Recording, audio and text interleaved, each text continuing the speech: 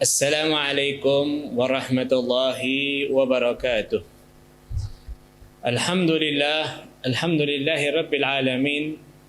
Wabihi nasta'in ala umuri dunya wa din. Allahumma salli wa sallim ala Sayyidina Muhammadin qamarul wujud fi hadzal yawm wa fi kulli yawm wa fi yawmil ma'ud sirra wa jahra fi dunya wal ukhra. Wa ala alihi wa sahbihi wa sallim amma ba'du fa ya rabbi shrah li sadri wa yassir li amri wahlul 'uqdatam min lisani yafqahu qawli. Amin amin ya rabbal alamin. Raditu billahi rabban wa bil islami dinan wa bi Muhammadin sallallahu alaihi wasallam nabiyyan wa rasulah.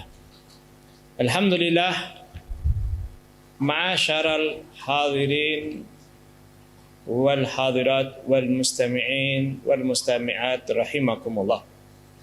Segala puji syukur kehadirat Allah Subhanahu wa taala yang telah memberikan kepada kita kenikmatan-kenikmatan yang tiada tara, wabil khusus nikmat sehat wal afiyah, nikmat panjang umur, nikmat kita masih dalam keadaan Islam dan iman, dan kita memohon kepada Allah Subhanahu wa taala semoga nikmat ini semua Allah Ta'ala lestarikan untuk kita, istiqamahkan untuk kita, sehingga kita tidak meninggal kecuali dalam keadaan Islam, iman, husnul khatimah.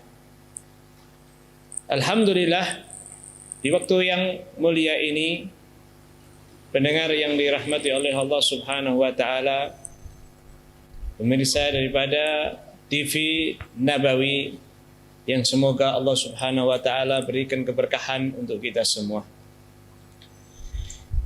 Di kesempatan yang mulia ini insyaallah kita akan mengambil cerita seorang nabi yang mulia, seorang nabi yang mendapatkan kemuliaan dari Allah sebagai khalil, begitu juga ulul azmi, dan tentunya beliau juga adalah rasul. Di kesempatan yang mulia ini kita akan mengetahui sedikit sekelumit daripada kisah Nabi Allah Ibrahim alaihissalam. Dan tentunya yang pertama yang perlu kita ketahui bahwa Ibrahim adalah termasuk daripada lafaz ajam, yang mana Nabi Ibrahim alaihissalam beliau itu berada di dalam Al-Quran disebutkan sebanyak 69 tempat diceritakan oleh Allah Subhanahu wa taala di dalam Al-Quran. Banyaknya cerita tentang Nabi Allah Ibrahim ini tentunya bukanlah suatu hal yang kebetulan.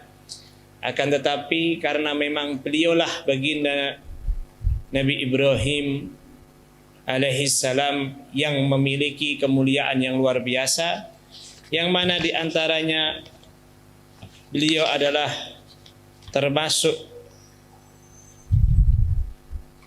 yang menjalankan syariat Islam, dan bahkan yang pertama kali diberi nama Islam dan Muslimin daripada agama yang dianut, yang sampai sekarang ini kita pun mengikuti daripada agama Nabi Allah Ibrahim tersebut, yaitu agama Islam, dan disebut juga penganutnya adalah orang-orang Muslim.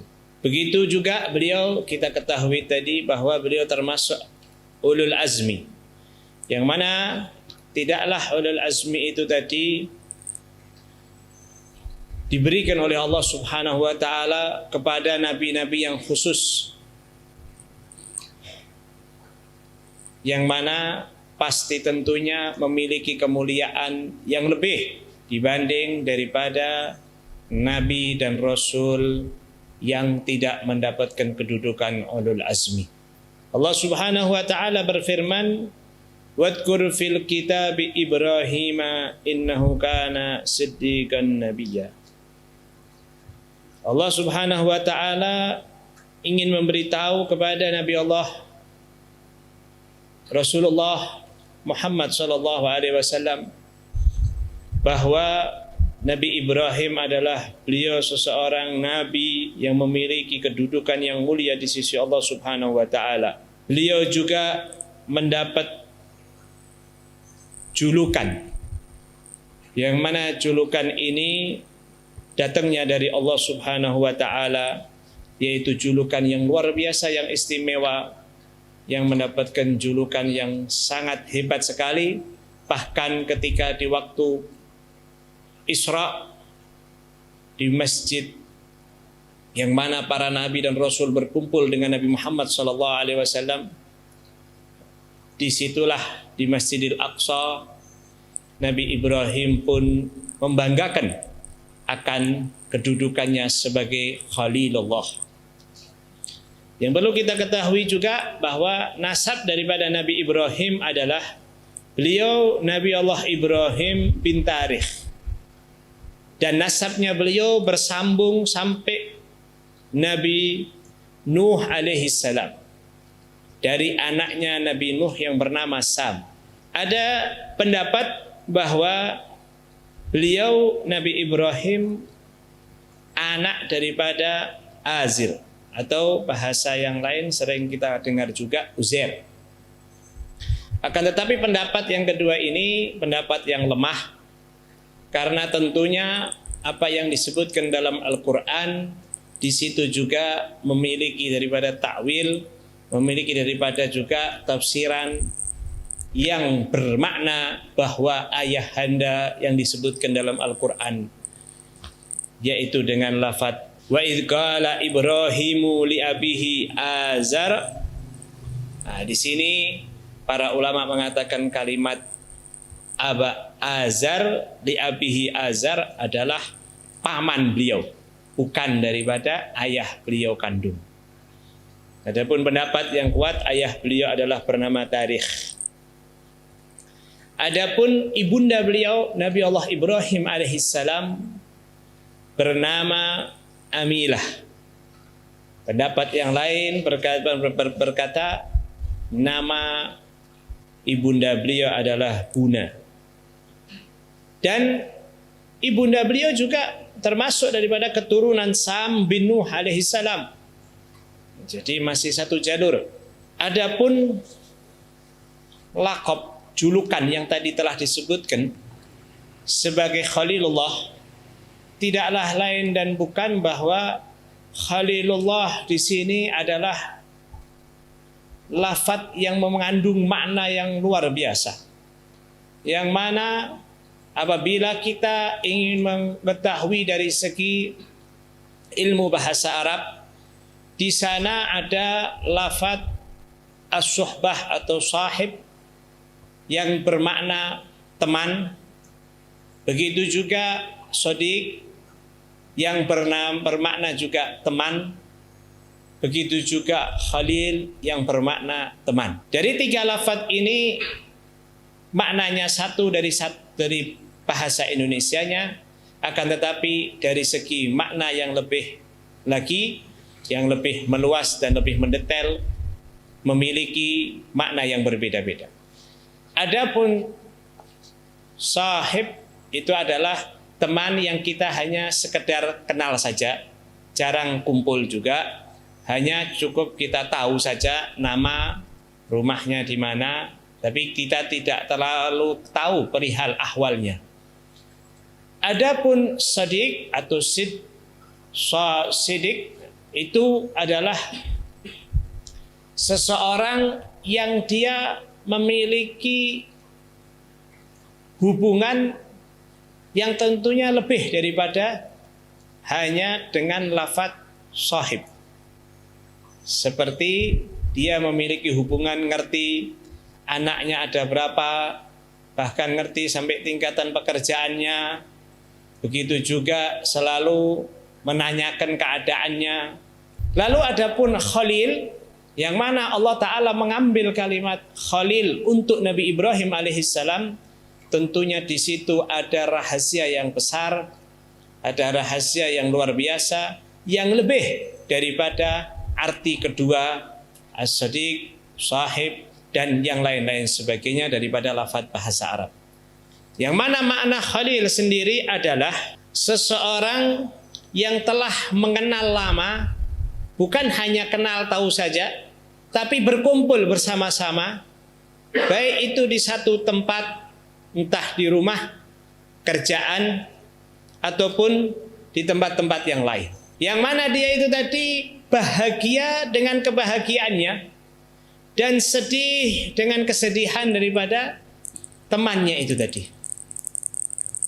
Dan kecintaannya ini melebihi daripada segala-galanya, bahkan sampai tingkatan cintanya ini telah mendarah daging. Maka karenanya makna di sini Allah Subhanahu wa taala menjadikan Nabi Ibrahim Khalilullah, yaitu seseorang nabi, rasul, ulul azmi yang memiliki kedekatan dengan Allah Subhanahu wa taala yang sangat dekat sekali, yang sangat perhatian dan mencintai dan menyayangi. Adapun kelahiran Nabi Allah Ibrahim alaihissalam. Nabi Allah Ibrahim alaihissalam, beliau lahir di suatu kota yang disebut dengan nama Fadam Aram, Bibabil fil Irak, di daerah Irak. Dan di sana memiliki penghasilan warganya itu dari bercocok tanam, bukan nelayan ataupun pekerjaan yang lainnya. Dan di situ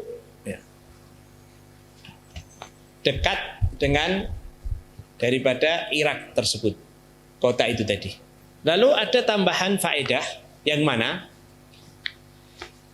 Nabi Allah Ibrahim alaihissalam itu beliau lahir, jaraknya turunnya Nabi Adam sampai kelahiran daripada Nabi Allah Ibrahim alaihissalam adalah 3.337 tahun. Adapun kehidupan Nabi Allah Ibrahim dengan kaumnya, Nabi Allah Ibrahim alaihissalam beliau hidup dan dibesarkan di kota Babil di zaman kerajaan Raja Namrud bin Kan'an. Dan dahulu kaumnya beliau ini adalah kaum yang menyembah berhala. Dan Nabi Allah Ibrahim alaihissalam sendiri, beliau tidak mau menyembah berhala, bahkan beliau sering untuk menyendiri. Karena ini pembenaran juga daripada sabda baginda Rasul sallallahu alaihi wasallam yang maknanya au mahada makna. Rasul sallallahu alaihi wasallam menyebutkan bahwa tidaklah ada dari ayahku dan ibuku dan orang-orang yang bernasab kepadaku dan aku bernasab kepadanya yang mendapatkan daripada menyembah berhala ataupun adanya kesyirikan. Maka Nabi Allah Ibrahim alaihissalam juga ketika kita mendengar daripada ayat Al-Quran, ayahnya termasuk daripada yang membuat patung-patung yang disembah tersebut untuk dijual. Dan termasuk juga Nabi Allah Ibrahim yang mendapatkan perintah daripada ayahnya. Akan tetapi di situ Nabi Allah Ibrahim alaihissalam selalu menolak dan mengingkarinya. Dan beliau pun selalu mengajak ayahandanya untuk kembali ke jalur yang benar, di jalur agama leluhurnya, yaitu agama Islam, dan untuk meninggalkan menyembah berhala dan apalagi sampai menjual daripada patung-patung tersebut. Dan begitu pula Allah Subhanahu wa taala juga menyebutkan cerita tentang Nabi Allah Ibrahim yang mana beliau mengajak ayahnya untuk mengikuti Nabi Ibrahim menyembah Allah Subhanahu wa taala. Maka Allah Ta'ala menyebutkan kisah tersebut di dalam surat Maryam dari ayat 41 sampai 47. Allah Subhanahu wa Ta'ala menjelaskan bahwa Nabi Ibrahim berkata kepada ayahnya, "Wahai ayahku, kenapa engkau menyembah sesuatu yang tidak dapat mendengar dan tidak dapat melihat, dan sesungguhnya engkau tidak membutuhkan darinya sama sekali." Dan beliau pun mengucapkan lagi, "Ketahuilah, wahai ayahku, sesungguhnya telah datang kepadaku ilmu-ilmu yang mana tidak pernah datang kepadamu sebelumnya. Maka ikutlah kepadaku, aku akan memberikan kepadamu petunjuk di jalan yang lurus yang benar." Dan beliau menegaskan lagi, "Wahai ayahku, janganlah engkau menyembah setan. Ketahuilah sesungguhnya setan itu tadi kepada Tuhannya Allah yang Maha Penyayang, dia telah bermaksiat. Dia tidak mau taat atas perintah Allah Subhanahu wa Ta'ala. Wahai ayahku, aku takut kalau sampai engkau nanti tertimpa daripada azab dari Allah Subhanahu wa Ta'ala, maka aku pun takut kalau nanti setan yang menjadi pemimpinmu dan engkau pun masuk dalam belenggu dan tipu daya setan dan masuk engkau ke dalam neraka Allah, waliyadzubillah min dzalik." Tapi ayahnya membangkang. Ayahnya pun menjawab, "Wahai Ibrahim,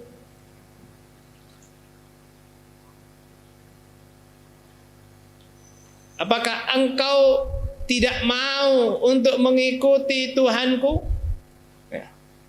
Yaitu maksudnya di sini adalah berhala tersebut. Kalau engkau tidak mau, maka menjauhlah, pergilah dariku. Aku tidak mau juga kebenganmu. Maka Nabi Ibrahim pun berkata, "Kalau begitu wahai ayahku, cukup sampai sekian, dan aku akan memintakan kepadamu ampunan dari Allah Subhanahu wa Ta'ala apabila engkau masuk Islam atas apa yang engkau perbuat daripada perbuatan-perbuatanmu yang sebelum-sebelumnya." Maka di dalam perkara ini istighfarnya Nabi Allah Ibrahim untuk ayahnya yang kafir, di situ ada sesuatu yang menjanggal. Bagaimana Nabi Ibrahim meminta Allah Ta'ala ampunan dosa untuk ayahnya yang kafir? Tapi jawabannya adalah di situ Nabi Ibrahim beristighfar untuk ayahnya ketika sudah mulai ada kecondongan ketika mengajak untuk masuk Islam.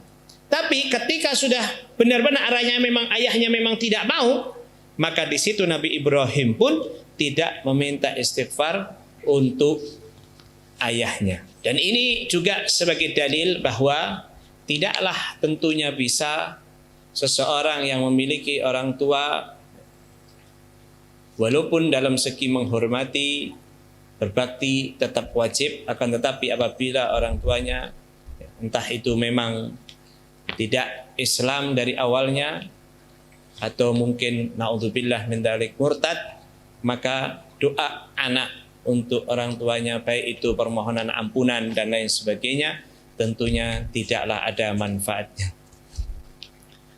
kecuali apabila sudah masuk Islam. Dan Nabi Allah Ibrahim pun memulai dakwahnya kepada ayahnya dengan lemah lembut, dengan mau'idhah hasanah, dengan tata cara, dengan hal-hal yang bisa menjadikan ayahnya itu tertarik. Bahkan sampai Nabi Allah Ibrahim pun memberanikan diri ketika itu untuk memiliki suatu siasat beliau, dan siasat itu pun beliau jalankan. Apa itu tadi? Beliau pelan-pelan menyelinap mendatangi patung-patung yang telah diletakkan, yang disembah oleh mereka di zaman itu. Dan setelah patung-patung itu pun beliau lihat dan beliau ketahui, beliau pun mulai pelan-pelan di situ untuk menghancurkan daripada semua patung-patung yang ada di tempat tersebut. Ketika patung-patung itu tadi dihancurkan, Nabi Ibrahim membiarkan hanya satu patung saja yang paling besar. Dan ketika itu Nabi Ibrahim juga meletakkan daripada kapaknya di pundak patung yang paling besar tersebut. Ketika Nabi Ibrahim melakukan hal tersebut, sebelumnya Nabi Ibrahim diajaki oleh pamannya tersebut untuk menjalankan ritual yang dilakukan oleh mereka ketika itu. Tapi Nabi Ibrahim mengatakan, aku dalam keadaan sakit, kurang enak badan. Jadi jawaban sini Nabi Ibrahim itu secara zahir berbohong, tapi hakikatnya itu bukanlah bohong. Akan tetapi adalah salah satu cara dakwah Nabi Allah Ibrahim alaihissalam untuk bisa mengajak orang masuk ke dalam agama Islam dan mengikuti daripada agama yang benar. Maka ketika Nabi Allah Ibrahim sedang menghancurkan, ada di situ terlihat orang-orang yang sedang duduk-duduk. Ketika itu mereka melihat kelakuan Nabi Ibrahim hanya diam saja, karena mereka tidak mampu dan tidak mau untuk melarangnya dan berbicara apapun. Ketika pulang pamannya ini melihat daripada patung-patung tersebut, berhala itu tadi hancur, maka pamannya ini pun marah dan bertanya-tanya, siapa sebenarnya yang menghancurkan ini tadi? Maka mereka yang melihat, orang-orang yang di sekitar daripada patung-patung tersebut berkata, yang menghancurkan Ibrahim. Maka pamannya ini pun berkata, tentu tidak mungkin, karena Ibrahim tadi berkata kepadaku dia sakit, dia ada di rumah. Lalu pamannya ini pun karena sangat marah, akhirnya dia pun tetap mendatangi daripada Nabi Ibrahim alaihissalam, dan beliau pun berkata dan bertanya kepada Ibrahim, wahai Ibrahim, apakah benar engkau yang melancurkan daripada patung-patung tersebut?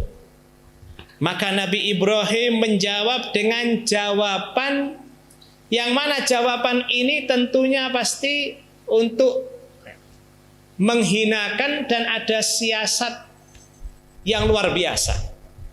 Nabi Ibrahim mengatakan, qala bal fa'alahu kabiruhum. Di sini juga ada seakan-akan ada pembohongan dari Nabi Ibrahim. Beliau berbohong. Beliau menjawab, tidak, yang melakukannya adalah yang paling besar. Tadi kan sudah dilakukan oleh Nabi Ibrahim. Kapaknya ditaruh, pundaknya yang paling besar. Tanyakan kepada yang paling besar, yang melakukan yang paling besar. Katakan. Nah, di sini ada yang namanya sesuatu yang bukan dia itu berbohong, tapi bisa jadi kemungkinan itu adalah berbohong, benar bohong, tapi dengan tujuan untuk menyelamatkan, untuk ada siasat yang lebih baik atau maslahat yang lebih bagus lagi. Dan tentunya itu ada juga di kita, di ajaran kita, dan tidak sembarangan, ada syarat dan ketentuannya. Atau itu hanyalah sekedar daripada tauriah saja, artinya plesetan daripada Nabi Ibrahim alaihissalam. Katakanlah kepada Nabi Ibrahim, katakanlah, kata Nabi Ibrahim, katakanlah kepada yang besar, tanyakan kepada dia, apabila dia itu tadi bisa berkata-kata. Ya, tentunya sudah pasti yang namanya patung yang tidak bisa ngomong. Nah, maka karena itu di sinilah Nabi Allah Ibrahim memiliki cara berdakwah yang luar biasa, ya. Dan di sini juga apa yang kita bisa ambil daripada hikmah dakwahnya beliau. Beliau pertama mengawali dakwahnya kepada orang yang tentunya pasti beliau sayang, beliau cinta, yaitu ayahnya untuk masuk dan mengikuti agama yang dianut, yang benar, dan itulah agama yang menyelamatkan orang-orang yang beliau sayang dari api neraka. Setelah kejadian itu ayahnya pun tetap tidak terima. Yang mana kalimat di sini kita sudah ketahui ya, ayahnya itu ada yang berpendapat itu memang ayahnya, ada yang berpendapat beliau adalah pamannya. Karena tidak terima, maka akhirnya mereka orang pun marah. Nah, ketika mereka marah, apa yang dilakukan? Kalau begini caranya, mari kita bakar saja ini Ibrahim. Mereka pun mengumpulkan kayu bakar, mengumpulkan batu-batuan, menyalakan api. Dan Nabi Ibrahim sudah diletakkan ada di tengah-tengah daripada api yang sudah sangat panas sekali. Ketika api itu mulai membakar kayu, batu, dan sampai membakar Nabi Ibrahim alaihissalam, Allah subhanahu wa ta'ala pun berkata kepada api tersebut. Allah ta'ala sebutkan dalam Al-Quran, Qulna, dan kami berkata kepada api, ya naru, wahai api, kuni, jadilah engkau bardan wa salama, jadilah engkau dingin dan selamat ala Ibrahim, untuk Nabi Ibrahim alaihissalam.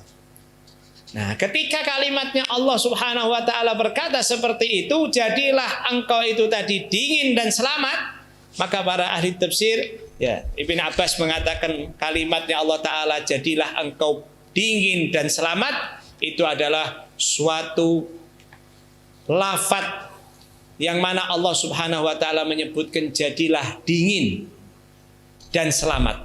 Kalau Allah ta'ala hanya mengatakan jadilah engkau dingin, bisa jadi Nabi Ibrahim ketika api itu masih hidup dan menjadi dingin bagi Nabi Ibrahim, maka Nabi Ibrahim bisa-bisa meninggal karena kedinginan. Tapi karena Allah ta'ala sebutkan jadilah engkau dingin dan selamat, untuk Ibrahim, hanya atas Nabi Ibrahim saja, yang lainnya tidak, maka kayu bakar tetap terbakar.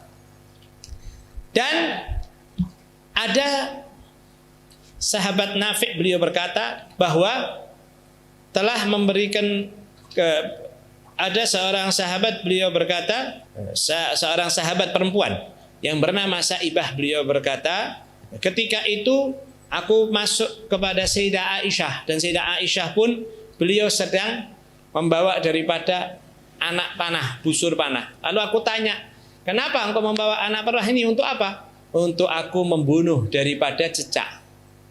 Lalu ditanya oleh Saibah itu tadi, kenapa engkau membunuh cecak? Lalu Sayyidah Aisyah menjelaskan bahwa Rasulullah SAW pernah bersabda, ketika Allah Ta'ala berkata kepada api, wahai api, jadilah engkau dingin dan selamat, ketika itu semua hewan pun Allah Ta'ala perintahkan untuk memadamkan api tersebut, kecuali hanya satu hewan, yaitu cecak. Malah dia meniup api tersebut, yang mana api itu tadi biar lebih terus lama menyalanya. Maka di sini ya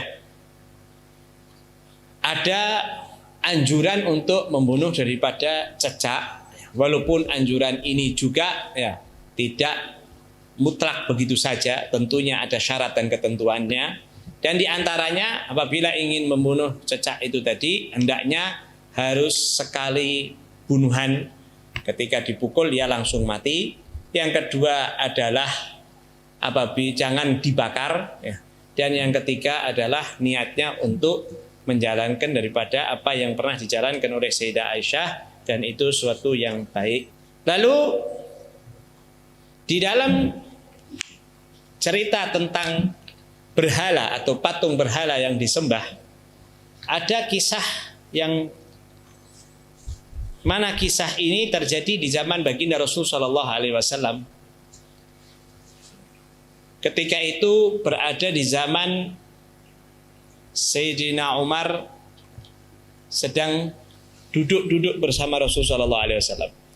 Ketika beliau duduk-duduk dengan Rasul sallallahu alaihi wasallam, begitu juga para sahabat yang lain suka cerita-cerita tentang daripada patung-patung yang disembah di zaman mereka jahiliyah.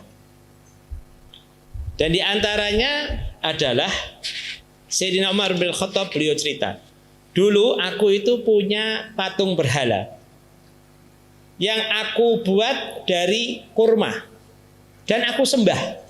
Ya, luar biasa, dibuat patung itu dari apa? Kurma. Entah itu patung besar, patung kecil, ya wallahu alam.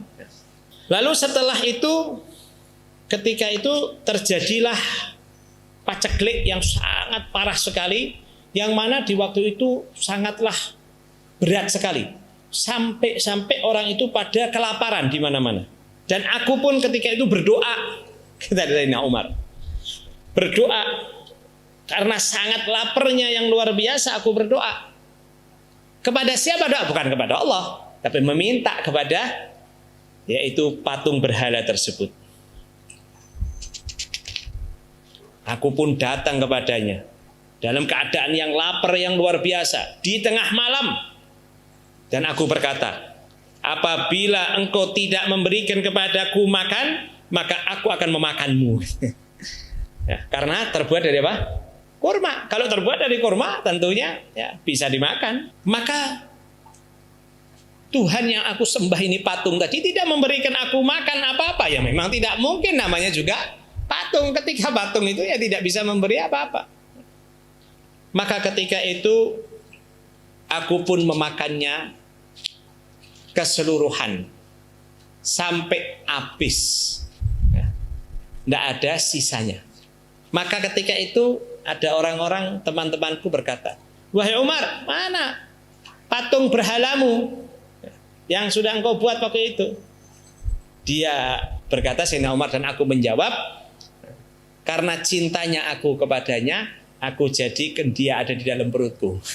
Ya, tidak ngomong dimakan, tapi karena cintanya aku dengannya, aku taruh di dalam perutku, kata Sayyidina Umar bin Khattab. Nah, inilah salah satu cerita, dan bahkan itu menjadikan Rasulullah SAW pun terkadang tersenyum-senyum sendiri ya, ketika mendengar cerita-cerita ya jahiliyah tersebut. Inilah sekelumit kisah, dan insya Allah akan ada lagi terusannya daripada kisah ini yang insya Allah akan disampaikan oleh beliau-beliau, tentunya orang-orang yang lebih memiliki ilmu, yang memiliki daripada pemahaman, dan lebih bisa untuk menyampaikan lebih baik lagi. Mudah-mudahan apa yang disampaikan ini bisa mengambil daripada pelajaran ilmu, hikmah, keberkahan, dan bisa tentunya lebih menjadikan kita mengenal Nabi Allah Ibrahim, dan menjadikan hati kita cinta, sayang, peduli dengan Nabi Ibrahim. Dan tidaklah Rasulullah SAW menjadikan Nabi Ibrahim itu adalah sesosok kakek dan nabi yang luar biasa, yang istimewa, kecuali semua itu memang ada hubungan yang sangat kuat. Ya, di antaranya adalah beliaulah Nabi Ibrahim juga yang membangun Ka'bah dan yang lain sebagainya. Begitu pula tentunya Nabi Ibrahim alaihissalam memiliki daripada jasa yang besar di dalam adanya agama Islam ini tadi, dan semoga Allah Subhanahu wa taala juga berikan kepada kita kemuliaan dan bisa menjadi manusia umat Nabi Muhammad yang ikut andil dalam memuliakan dan mengagungkan Islam. Begitu juga kita kenal sholawat yang dianjurkan juga dari baginda Nabi SAW, dan banyak disebutkan di dalam kitab-kitab hadis, baik itu dari kitab hadis Bukhari, Muslim, Al-Adhkar, dan lain sebagainya, tentang sholawat yang di situ ada sholawat yang menyebut Nabi Ibrahim alaihissalam, yaitu sholawat yang selalu kita baca di tahiyat terakhir, walaupun bukan menjadi daripada kewajiban kita membaca sholawat dengan sirah tersebut, akan tetapi sholawat dengan sirah tersebut adalah sunnah baginda Rasul SAW yang sangat-sangat ditekankan, dan hendaknya selalu kita membaca dan mengamalkannya, baik di dalam sholat maupun di luar sholat, yaitu Allahumma salli ala Sayyidina Muhammadin wa ala ali Sayyidina Muhammad kama sallaita ala Sayyidina Ibrahim wa ala ali Sayyidina Ibrahim wa barik ala Sayyidina Muhammad wa ala ali Sayyidina Muhammad kama barakta ala sayyidina Ibrahim wa ala ali sayyidina Ibrahim fil alamin innaka Hamidum Majid.